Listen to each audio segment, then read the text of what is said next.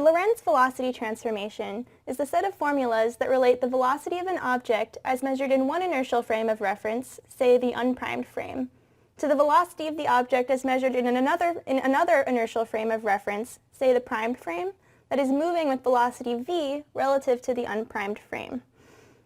For instance, say the unprimed frame could correspond to an observer standing on a train platform, and the primed frame could correspond to the rest frame of an observer sitting on the train.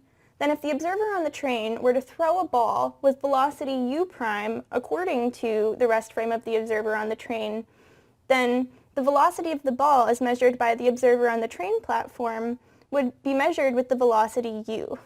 So the velocity transformation law that relates these quantities is u prime equals u minus v over 1 minus uv over c squared.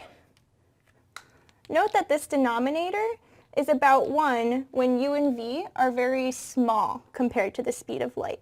And then this formula reproduces the classical result that u prime equals u minus v. But for speeds close to the speed of light, this denominator can make a big difference. Also note that the formula that we wrote here only holds for components of the velocity of the object, which are parallel to the relative velocity v between the frames. Components that are perpendicular to this relative velocity will transform differently, but this is the form that we'll need today. So let's put these ideas to use in a problem. In a galaxy far, far away, a TIE fighter locks onto a collision course with a rebel ship, which has lost power and is drifting at a constant velocity. Luke, on the nearby planet Tatooine, sees the rebel ship flying by at constant speed 0.2 c, and the TIE fighter flying at constant speed 0.6 c. The rebel captain initially detects the TIE fighter at distance d equals 3 times 10 to the 10 meters away. According to the rebel ship, how long after the initial detection before the ships collide? According to the TIE fighter, how long before the collision? If both ships are capable of total evacuation in 3.5 minutes, will there be any casualties? There are 3 frames of interest here. The rest frame of Luke on the planet Tatooine, the rest frame of the rebel ship, and the rest frame of the TIE fighter, which I've depicted here. We're given the velocities of the ships u1 and u2 in Luke's frame, and we're given the initial distance between the ships in the rest frame of the rebel ship.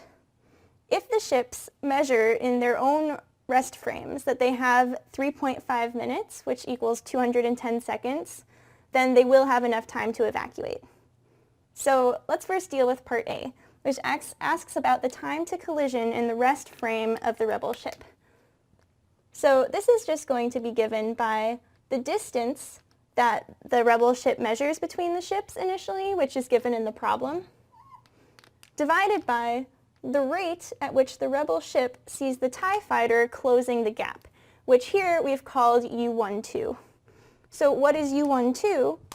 Well, with the conventions that we discussed in the introduction, u12 is given by the relativistic velocity addition formula, where the unprimed frame would correspond to Luke's frame, the primed frame would correspond to the rest frame of the rebel ship, and the primed frame is moving with velocity u1 relative to the unprimed frame. So with those conventions, we find u12 equals u2 minus u1 over 1 minus u1 u2 over c squared. So if we plug in the numbers here, we'll find this is equal to 0.45c.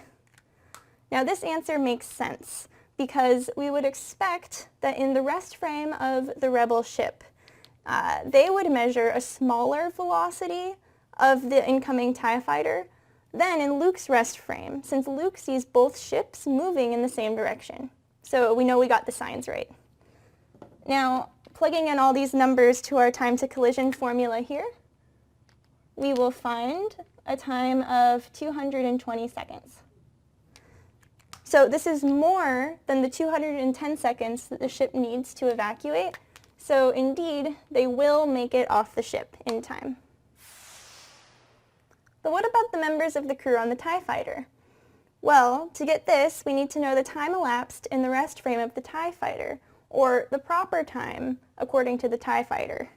So since the TIE fighter's rest frame is moving with velocity u12 relative to the rest frame of the rebel ship, we can use the time dilation formula to relate the proper time elapsed in the TIE fighter's rest frame, which we'll call tau c, to the time as measured in the rebel ship's rest frame, Tc, over gamma 12, where gamma 12 is the relativistic gamma factor as a function of the relative velocities between the frames, which is u12 in this case. So this is 1 minus u12 squared over c squared here in the denominator.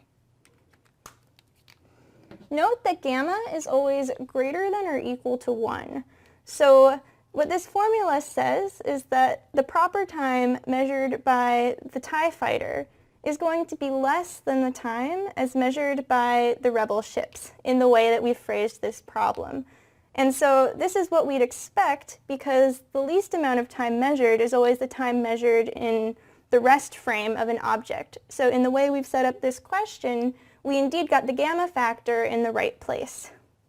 So now we could plug in the numbers and we'll find tau c equals 196 seconds. So this is less than the 210 seconds that the TIE fighter crew would need to evacuate. So unfortunately, the crew of the TIE fighter will not make it off the ship in time. So even though both crews of the two ships needed the same amount of time to evacuate in their own rest frames, one crew will make it off the ship and one crew won't. And so the punchline is that the ship that's moving faster, according to Luke's rest frame, the stationary observer, will actually measure that less time passes in their rest frame. And so Einstein says the good guys win this round.